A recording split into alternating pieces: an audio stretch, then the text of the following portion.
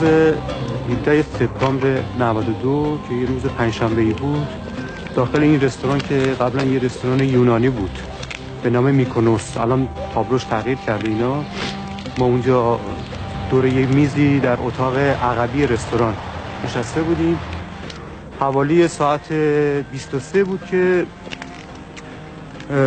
در حالی که ما مشغول گفتگو بودیم یه صدای غیر عادی شنیدم. یک فوشی بود، یک فوش ایرانی به اسم مادر قهوه ها که من نگاه کردم به طرف اون در اتاق جنبی که ما در داخلش نشسته بودیم.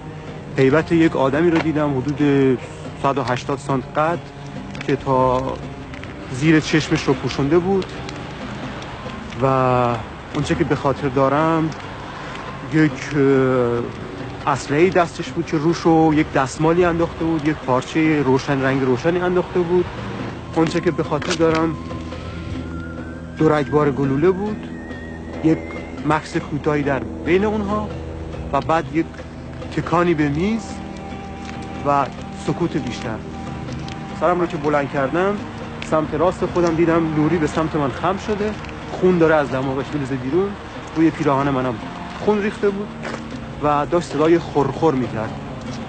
سمت راست عزیز دکتر شرف، سمت نوری دکتر شرفچندی به طرف نوری خم شده بود که هیچ صدایی ازش نمی اومد و در مقابل یعنی آن سوی میز فتاح اردلان در یک حمام پول افتاده بودن روی زمین.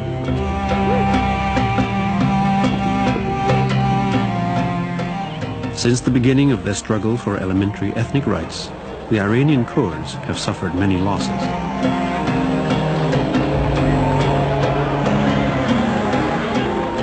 Despite their share in the 1979 Islamic Revolution, the Kurds of Iran soon faced imposed war and the killing of their leaders.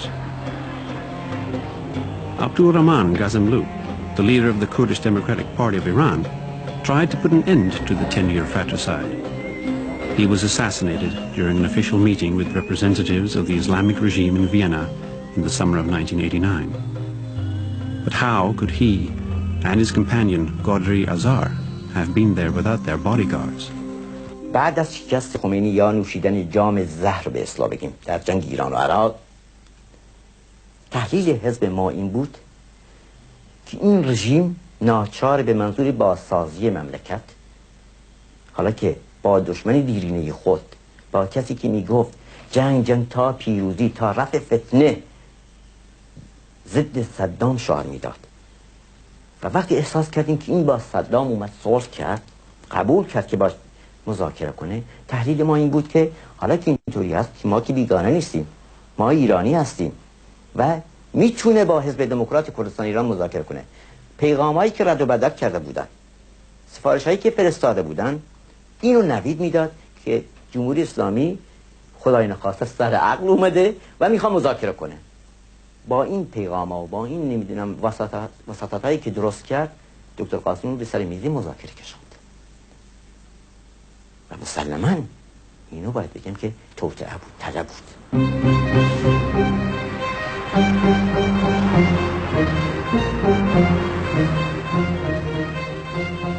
The Austrian government let the accused go to Tehran and thus prevented the solution to this crime.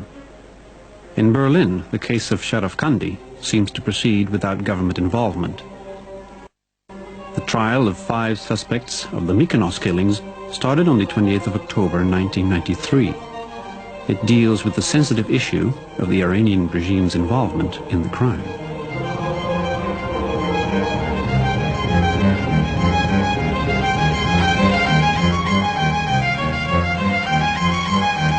The trial is open to the public, but closed to the cameras of the media, and details of the trial procedures seep through the court's closed doors.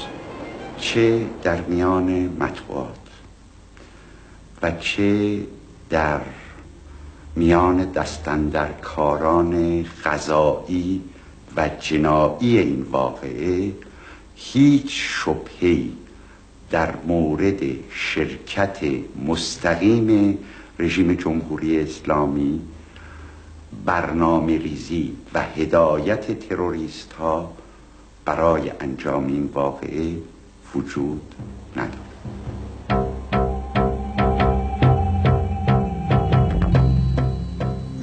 The Moabit criminal prison houses 4 Lebanese people, Youssef Amin and Abbas Rayel, accused of direct involvement in the Mykonos killings, and Mohammed Atris and Atala Avad, accused of collaborating with them.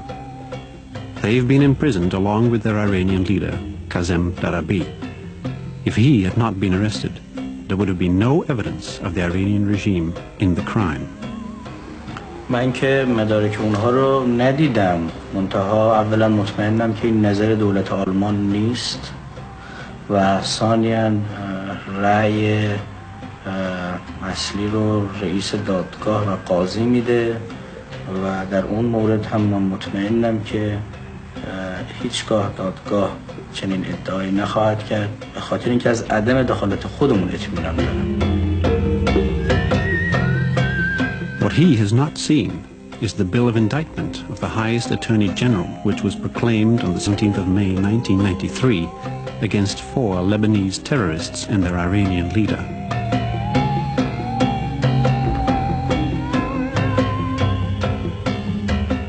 In this document, Kazem Darabi is mentioned as an agent of the Ministry of Information and Security of Iran, VEVAK, and as a member of the Islamic Revolutionary Guards, Pastaran.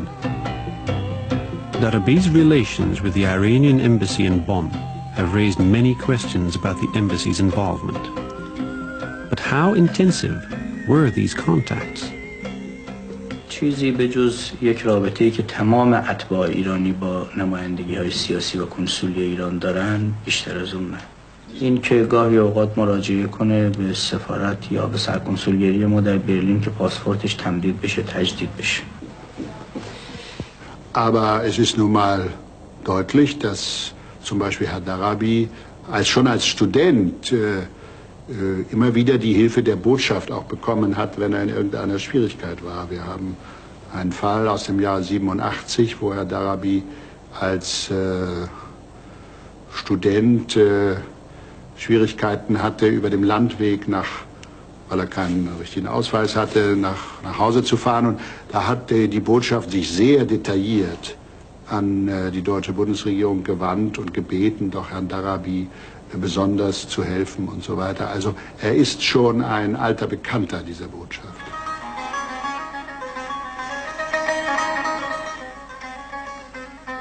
Findings and documents related to the Mykonos crime provides the goddess of justice with an opportunity to make up for her mischances in other murder cases.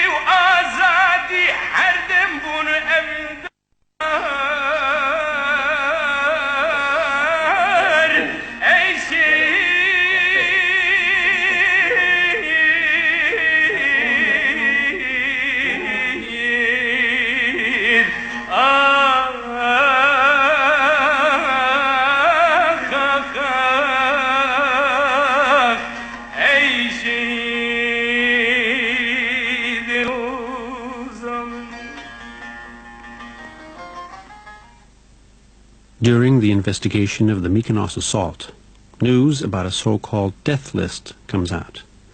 In this list figure the Crown Prince of the Shah, the ex-president of Iran, and other politicians alongside with a dissident poet, cineast, satirist, and journalist. If such a list really exists, there must be an organized body to execute it. قصر فیروزه سابق دست نیروی هوایی بود. حالا به اختیار سپاه در آمده. سپاه واحد برون مرزی رو در اونجا مستقر کرده. این واحد برون مرزی یکی از کاراش تهیه طرح‌های ترور است. شخصی به اسم ذوالقدر معاون آقای رضایی رئیس این واحد. نماینده آقای فلاحیان وزیر واباک میاد در این به اصطلاح هیئتی که طرح رو تهیه میکنن شرکت میکنه. طرح وقتی تهیه شد میره برای اطلاع آقای خامنه‌ای و آقای رفسنجانی.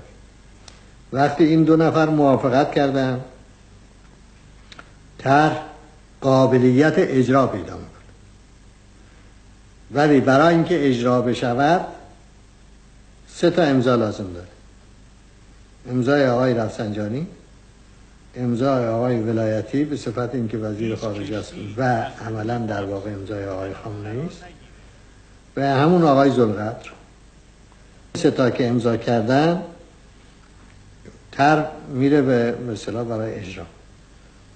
سپاه، واباک و وزارت خارجه به اصطلاح اسباب اجرا رو فراهم میکنه از طریق سفارتخانه هایی که اینا دارن در خارجه که 3 مرکز برای اروپا، یکی در بن، یکی در فرانکفورت، یکی در وین. اونجا یک شبکه بین‌المللی هم دارن، ایرانی و غیر ایرانی. مامورین غیر ایرانی سعی میکنن پیدا کنن برای اجرای طرح‌هایی که تروریستی که میخوام انجام بدن. برای اونا پاسپورت آماده دارن، جلب میکنن، در اختیارشون میگذارن، اسلحه هم در اختیارشون میگذارن، پول هم در اختیارشون میگذارن. خانه های تیمی غیر تیمی هم آماده دارن. اونا رو مثلا در اونجا مستقر میکنن تا انجام طرح. بعد که طرح انجام از اون کشور خارج میکنن میبرن. حالا وزارت خارجه مأموریت داره در صورتی که این اشکالی برخورد، مثلا کسی گیر افتاد، اون دیگه وارد میشه برای معاملات بعدی. همین کارو با فرانسوی‌ها کردن در مورد پرونده دکتر بختیار، با آلمان ها کردن در مورد اون داستان برلین که رو شد، با اتریشی‌ها کردن در Warnings given by the local police to many people whose name occurs on the so-called death list of Iranian dissidents abroad has given the list a meaning more sinister than a casual registration. بندر وزارت کشور خواست گفت شما اسمتون تو لیسته و چه کار میکنید و فلان، گذشته و سابقه و فلان اینا. گفتم سابقه من همش توی به هر حال پلیس فرانسه هست. شما اینجا من برای بازجویی خواستی؟ نه، منظورمون این بود که یه مقدار اطلاعات بیشتری بگیریم درباره شما که خب بتوانیم پیش بینی هایی بکنیم فلان. گفتم شما پیش بینی نمیتونید بکنید و منم نیومدم اینجا، یعنی شما من خواستید ولی من هرگز توقعی ندارم شما از من محافظت کنید، چون به هر حال تروریسم یک سیستم صنعتی شده، در سیستم صنعتی بین‌المللی است. اینا هر کسی رو هر جایی بخوان، یعنی هر دولتی میزنه. در 1-2 سال اخیر باید گفت به خصوص بعد از قتل قاسملو چیزی که تازگی داره این است که فقط هیجان نیست، فقط تأسف و نفرت نیست، میل به یک اقدام هم وجود داره. این چیز تازه است، یعنی سعی کردن به این که آقا ننشینیم که فرستاده های جمهوری اسلامی هر جا که میخوان، هر جوری که میخوان آدم ها رو بکشن.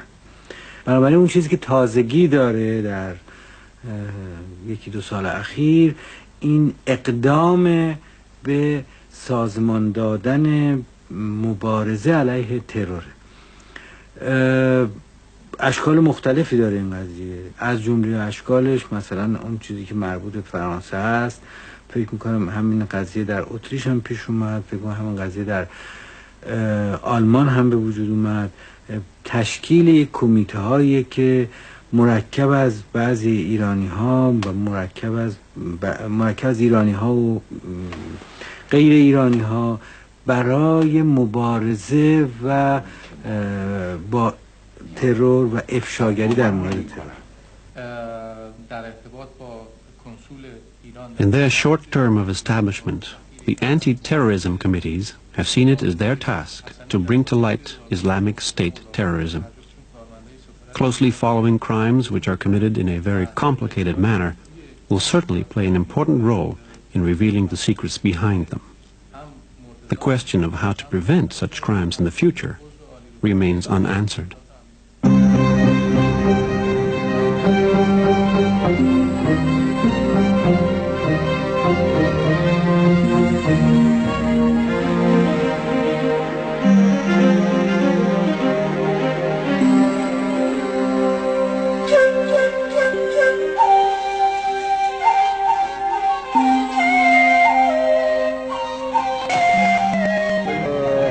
Planté là, à droite, à l'intérieur, avec, je me souviens, des enjoliveurs au milieu de la route, mais c'est tout. C'est des enfants qui m'ont dit qu'il y avait un trou avec des balles dans les vitres, puis bon, je ne me suis pas arrêté pour ça, je pensais que c'était pour rire, mais c'était vrai. Quand on a voulu sortir, il y a quelqu'un de la commune de Coppin, il est venu et puis je sais pas ce qu'il a dit, dans l'oreille du chauffeur du bus, et puis on est reparti pour un autre chemin. J'ai entendu l'ambulance très peu, parce que quand ils sont arrivés ici, ils ont dit les morts, on repart. On the 24th of April 1990, the men in 2 cars in the outskirts of Geneva forced the car of Ghassemlou to stop, and then shot him dead. Ghassemlou was a well-known human rights activist in the United Nations in Geneva, and a brother of Mr. Masoud Rajavi, leader of the National Council of Resistance of Iran. The National Council, established in Baghdad in 1986, possesses an organized army and is in military confrontation with the Islamic regime of Iran. Many of its activists have so far been killed in different countries.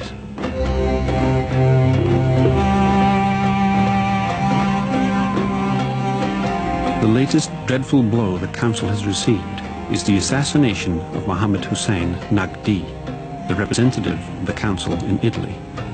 He was shot dead by terrorists in the streets of Rome.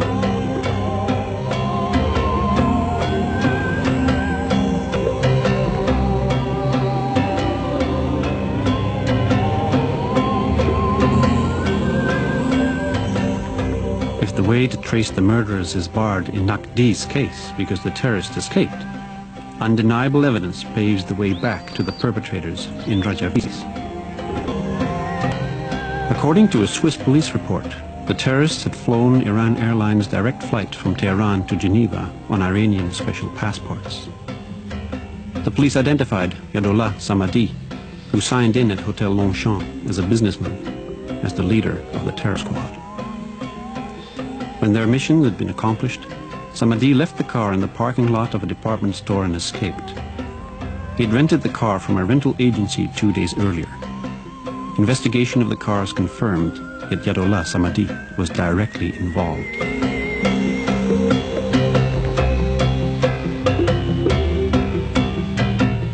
L'ordre d'exécution finale a été donné par Rafsanjani à son envoyé spécial Najaf Abadi, l'ambassadeur d'Iran au pays d'Émirats Arabes Unis, qu'il est venu à Genève il y a 4 jours, qu'il a transmis à Nasseri, l'ambassadeur d'Iran auprès des Nations Unies à Genève, et ensuite l'œuvre était accomplie, et après l'accomplissement de l'œuvre, 2 des terroristes au moins sont rentrés au consulat d'Iran.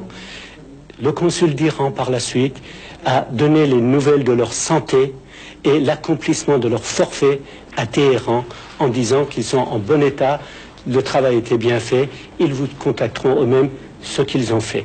Nous sommes en possession de cette cassette qui nous est parvenue de Téhéran, c'est-à-dire la résistance iranienne, qui en temps utile sera mise à la disposition des autorités compétentes.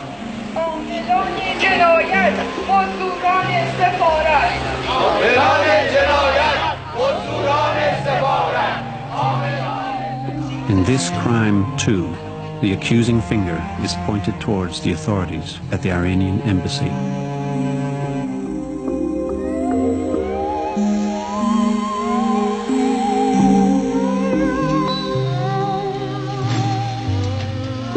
In spite of the increase of holy crime throughout Europe, the leaders of Western countries still make visits to Tehran and welcome Iranian officials in their country.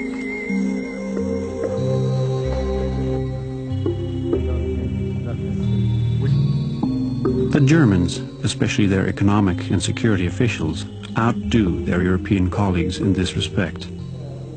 اگر ما می‌بینیم که این کشورها در دنبالگیری امور اینقدر سستی میکنن، اگر میبینیم که این کشورها به هیچ وجه من الوجوه در موارد عیان و آشکار با پشتکار و دقت لازم و سرعت لازم دنبال این کار نمیرن، به این مناسبتی که این مسئله ترورها براشون یک مسئله ثانوی است. مسئله ثانوی است حتی به این مناسبت که ترور بین دو دسته صورت میگیره، یک دسته ای که صاحب نفت هستن و یک دسته ای که صاحب نفت نیستن. و وقتی که شما صاحب نفت باشید و نفتتون هم بتونید بشکه $8 بفروشید، اون وقت مسلمه که دست و پای خیلی از آدم‌ها میلرزه که بیان بگن که آقا این ترورها رو کی کرده، مقصرینش کی بودن، پیگیری بکنه، جلوگیری بکنه. از نظر دیگر این است که فرانسه یا نمیدونم هلند یا انگلیس یا آمریکا اینا میدونند که عده زیادی ایرانی مخالف در داخل خاک اینا وجود داره و عرض کنم که ایجاد یک همچه به اصطلاح پافشاری کردن درباره گرفتن و قتل و پای اینها رو در میان کشیدن یه مقداری باعث سر صدا و تحرکی در داخل مخالفین در اینجا میشه که این خود برای اینا برای دو مرتبه متقابلا در رابطه با ایران ایجاد زحمت میکنه. پس یک سودی این دولت ها دارن در گروگان و ترور که این کارها در این کشورها انجام میگیره بدون هیچ گونه واکنش جدی. خب گروگانگیری یه دور که در انتخابات امریکا آقای ریگان کرد رئیس جمهور، درسته؟ تو این دست راستی‌های اروپایی با چی میان رو کار؟ شعار اصلیشون چیه؟ امنیت. چیز دیگه است؟ نه. To maintain the security in Europe, however, the effect is fought against instead of the cause. The attack on the Norwegian publisher of the Satanic Verses is taken as a separate event, not as a link in the chain of terrorist activities inspired by Iran. If I had a chance, that meant I will kill him.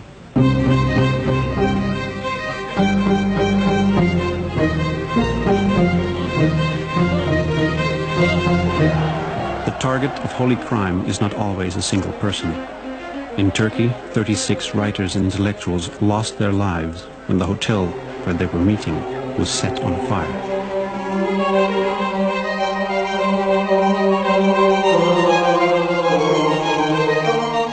On the 6th of August 1991, Shapur Bakhtiar was killed in his residence in Suresnes, just outside Paris. Bakhtiar once was a young member of Mossadegh's National Front during his campaign for the nationalization of the Iranian oil industry. He spent many years in prison after the collapse of the Mossadegh in the 1953 CIA coup. Reviving in the course of the revolution, the National Front movement soon divided in two sections. Mehdi Bazargan and Shapur Bakhtiar parted company in the years of uproar. The first backed up the revolution and accepted the supremacy of Khamenei. The latter defended the constitution and joined the court of the Shah. When Bazargan was introduced as the first prime minister of Khomeini, Bakhtiar, as the last prime minister of the Shah, had to leave his fatherland.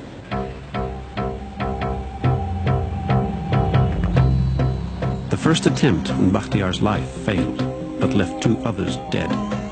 The perpetrator, Anis Nakash, a Lebanese terrorist, got a life sentence, which after 10 years was unexpectedly repealed. We promised them to make our influence, or moral influence, for the releasing of the hostages in Lebanon, French hostages in Lebanon. And really we have done a lot. And also the man who was nominated on behalf of the Minister of Interior of the government of France promised to our special envoy that they are going to do something, including the releasing and giving amnesty to Mr. Nakash.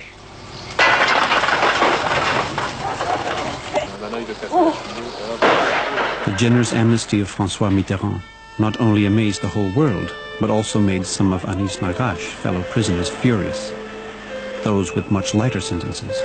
who would never be favored with such generosity.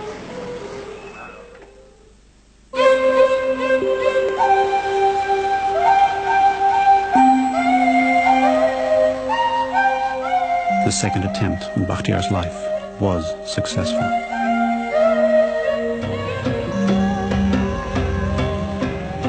Two terrorists, Ali Vakilirad and Mohammad Azadi, had come from Iran in a well-planned mission. They managed to open the closed doors of Bakhtiar's permanently guarded house with the assistance of Fareidun Boy Ramadi, a trusted acquaintance of his, who knew the house very well.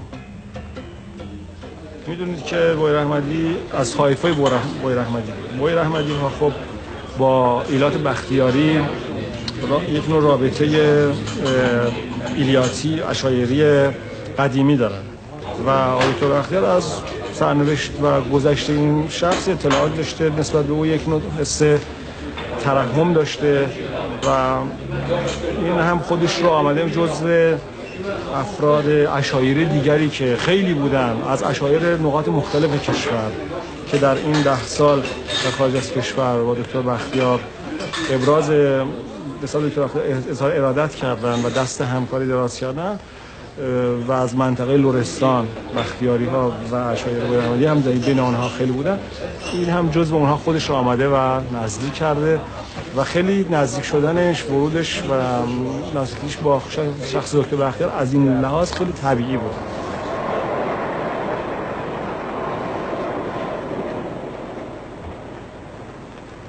The killers of the last Prime Minister of the Shah and his secretary, Soroush Katibeh, pretending to come to his place to give an important message to Bakhtiar, executed their mission incredibly fast. یک شومپا شد از اتاق نشیمن رفت تو آشپزخونه و آقای کتیبه گفت که حال دکتر بختیار خوب نیست.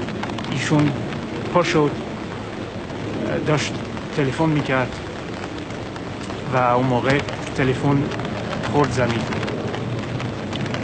به سرعت آمد وارد سالن بشه، اون موقع چاقو خورد. یکی از اونها که خونه رو خوب میشناخت چاقوی دیگری از تو آشپزخونه برداشت و داد به اون 2 نفر دیگه و کارو اینجور تمام کردن. یعنی همش در هر صورت با 30 ثانیه تمام شد. اینها تمرین داشتن مسلماً.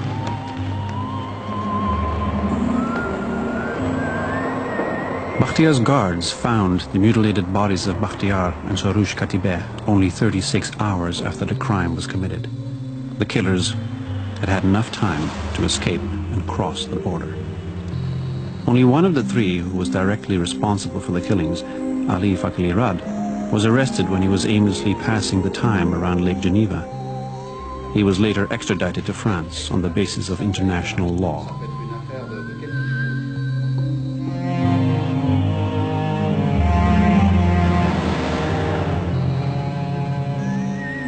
It is astonishing that the French police only found the body in 2 days. The question arises if the guards, well equipped and permanently settled in the cellar of the house, had done their jobs properly.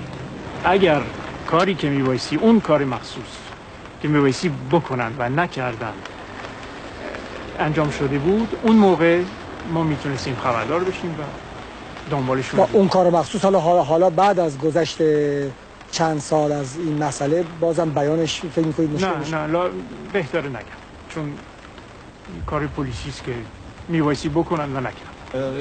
از این 3 نفر 2 نفرشون برای دریافت اوراق هویتشون داخل اتاق مراقبت نمیشن و بوی رحمدی به تنهایی میره و پاسپورت رو میگیره و خارج میشه و این مهمترین. البته این کار دیگه انجام شده بوده وقتی که این اوراق هویت اینا پس میگیرن، ولی این عدم دقت مامورین موجب میشه که اینها در همونجا به طوری که بعدها معلوم شد و حد زده میشه اون 2 نفری که برای از ایران آمده بودن و برای گرفتن اوراق هویتشون مراجعه نکردن لکه‌های خون روی لباسشون بود. According to a report given to the United Nations International Conference of Human Rights in Vienna in 1993, the Islamic regime has made 71 assassination attempts on Iranian dissidents abroad. In 56 cases, they've been successful. این لیست رو ما اگه تقسیم بکنیم به دوران قبل از مرگ خمینی و پس از مرگ خمینی، میبینیم که دوران اول مرگ خمینی باشد 2/3 این مدت رو در بر میگیره، در صورتی که تعداد عملیات تروریستی در این مدت دوم، یعنی این مدت 1/3، بیش از 50% کل عملیات رو تشکیل میده و تعداد تلف، یعنی کسانی که جانشون از بین رفته در این عملیات، در حدود 58% دقیقاً، حالا شاید بیشتر به دلیل اینکه 3 نفر هم به این لیست اضافه شدند.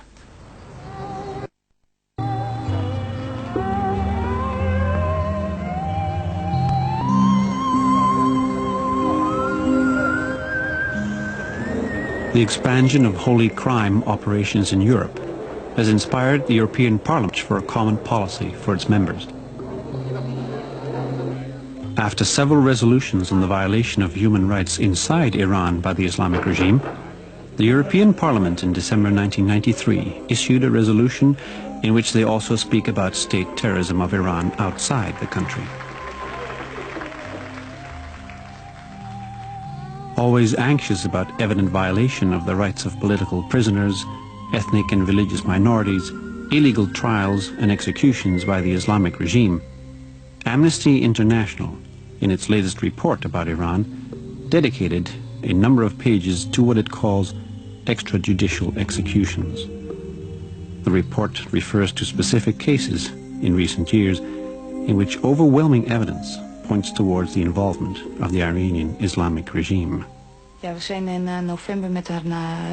november 93 met een rapport uitgekomen, waarin we zowel ingegaan zijn op de mensenrechten situatie binnen Iran, de slechte mensenrechten situatie binnen Iran, en het feit dat de Iraanse overheid Iraanse ballingen in het buitenland buitengerechtelijk executeert. We hebben daar sterke aanwijzingen voor. Het patroon van de moorden op politieke ballingen in het buitenland is wel zodanig dat je kunt aannemen dat in ieder geval in een aantal gevallen de Iraanse overheid daar opdracht toe heeft gegeven. ما اعدام بدون دادگاه در داخل ایران هم انجام نمیدیم، با قانون اساسی ما مغایره. منتها ما بعد از قضیه برلین هم موضوع علت مرگ 4 کرد ایرانی رو رها نمی‌کنیم، دنبال می‌کنیم ببینیم چه دست‌هایی در کار بوده که اینا کشته شدن. ما رسما اعلام کردیم به سران جامعه اروپا که با ترور و تروریسم در هر شکلی، به هر دلیلی، در هر کشوری، توسط هر کسی، با هر شیوهی مخالف. Nee, wacht even. Ik heb nog wat anders voor u. En ik zal u vertellen, meneer de ambassadeur, of meneer de secretaris, dat ik wel geloof hecht aan dit soort informatie. Die uit voor mij onverdachte bron komt. Niet politiek ingestoken. Een internationale organisatie, Amnesty International, is geloofwaardig. Een rapport van Asia Watch is voor mij geloofwaardig. Als ze het aan het verkeerde eind hebben, dan is natuurlijk bewijzen uwerzijds gaarne. Maar het is natuurlijk gewoon heel simpel dat er dingen gebeuren die nauwelijks zijn te verdoezelen als toevalstreffer. Als wordt gezegd dat er de Koerden, de Iranese Koerden onderling zoveel vetes hebben dat ze elkaar iedere dag overhoop steken. Dat is niet alleen geloofwaardig, dat is gelogen.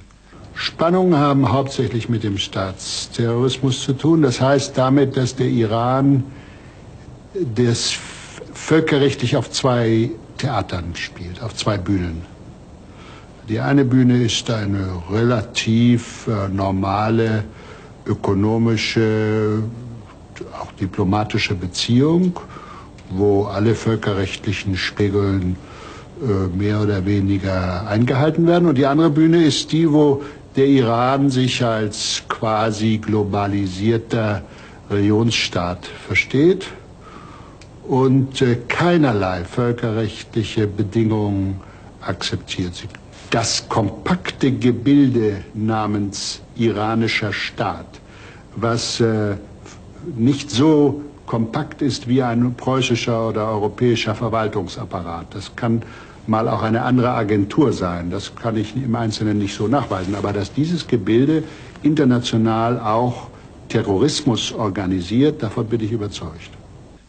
Het Europees Parlement wijst met klem op de verklaring van de top in Edinburgh, volgens welke de intensievere samenwerking met Iran slechts mogelijk is als de mensenrechten situatie in het land is verbeterd. Als wij, het Europees Parlement, dit soort resoluties aannemen, en dat is niet de eerste en ook niet de laatste, als wij praten in het parlement, en ook door onze regeringen hier en daar laten zeggen dat het niet kan, schending van de mensenrechten, dan is de enige consequentie dat wanneer een land, in dit geval Iran, over zijn grenzen heen een soort koloniaal bewind uitoefent op ons grondgebied, waar mensen zich veilig achten, dan is de enige consequentie dat je de relaties tussen dat land en de Unie, de Europese Unie, of tussen bilaterale basis, dat je daar iets aan doet. Dat je laat merken, want zo gaat het in de internationale verhoudingen, dat je zegt, dit land, dat is niet waard om daar een relatie mee te hebben.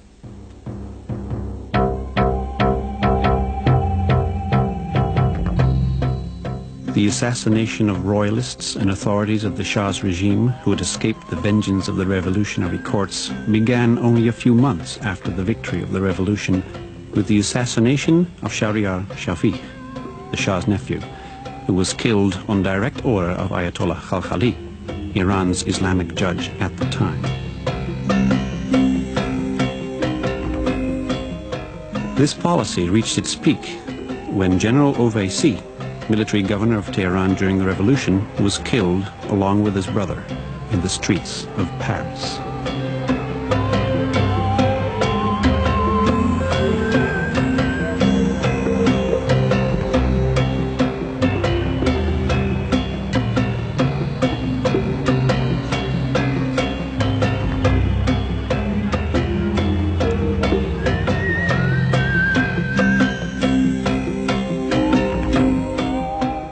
Iranian state terrorism did not limit itself to this field, but hurriedly spread to all dissidents from any groups or ranks.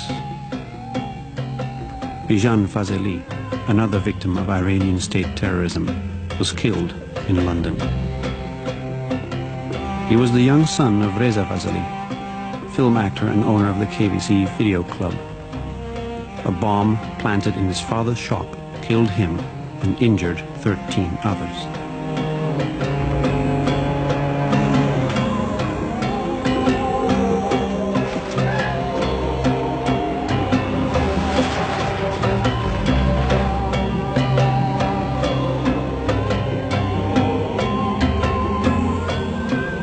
Ali Akbar Mohammadi, the private pilot of President Rafsanjani, who had fled with his family and taken refuge in Germany, was killed in 1987 in the streets of Hamburg.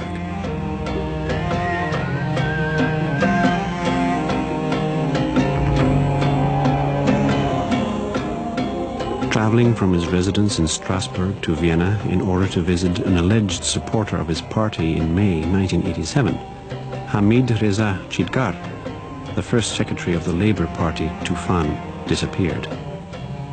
2 months later, the Austrian police found his body in an apartment building in Vienna.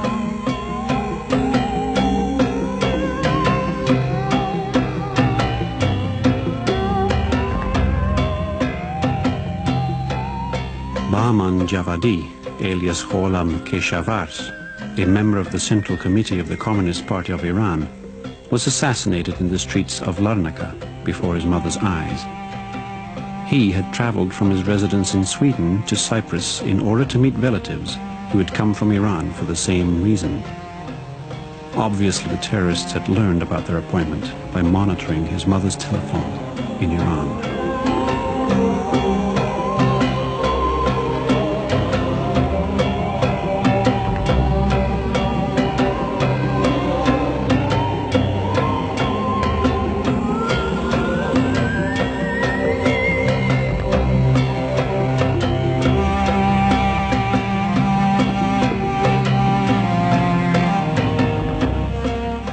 Cyrus Elahi, a university professor and a rank activist of Darafsh-e-Kaviani, a royalist organization, was killed in the hallway of his apartment building in Paris. Many other members of Darafsh-e-Kaviani have been assassinated in different countries.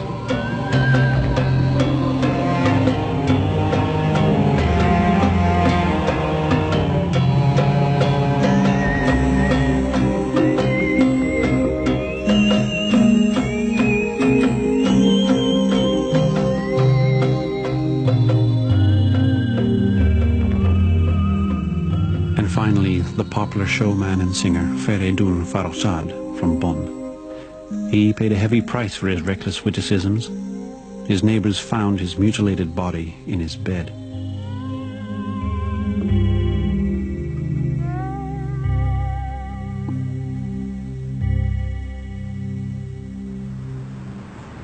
خیلی خوب میرقصم عزیزم.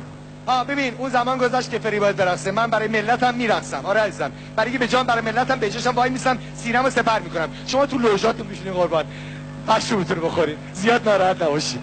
بعد من مال چاره گمرک هم همونجا چیباکی طرفی نیا کن. خمینی نتونستی از پس زبون من نبیاد. تو موقعی بر بیای. نوشته که گوش کنین. نوشته که خداوند تبارک و تعالی 12 نوع از حیوانات رو که اول انسان بودن به خاطر فساد اخلاق فساد تبدیل به حیوان کرده. یک اینو میگم بخونین. هست نوشته که یک خرگوش زنی بوده است که پنهان از انظار یعنی یواشکی زنا میکرده، یعنی یواشکی خیانت میکرد به شوهرش. مزخرف کامل. یعنی این همه کنسرت من 5000 تا آدم اینجا یه دونه خرگوش تو این سالن نباید باشه؟ نه واقعا میشه. یعنی یه دونه زن خائنم نیست اینجا اصلا میشه.